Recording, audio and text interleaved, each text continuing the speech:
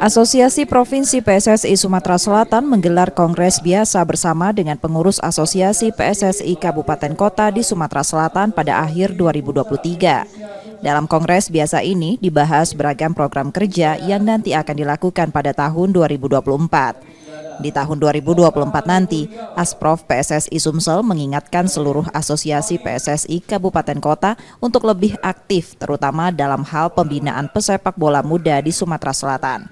Selain itu, ajang kompetisi sepak bola harus lebih banyak digelar di kabupaten kota di Sumsel. Kita ingin supaya ada kegiatan-kegiatan yang memang benar-benar meningkatkan sepak bola ini bukan hanya di provinsi. Kita sebagai induk organisasi mengharapkan itu asosiasi kabupaten dan asosiasi kota lebih aktif, sehingga bisa kader-kader sepak bola ini bisa lebih banyak lagi kalau banyaknya kompetisi-kompetisi yang diadakan oleh mereka.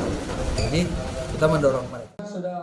Asprof PSSI Sumsel juga berharap akan lebih banyak muncul bibit pesepak bola muda berbakat dari seluruh wilayah Sumatera Selatan. Nur Muhammad, Kompas TV, Palembang, Sumatera Selatan.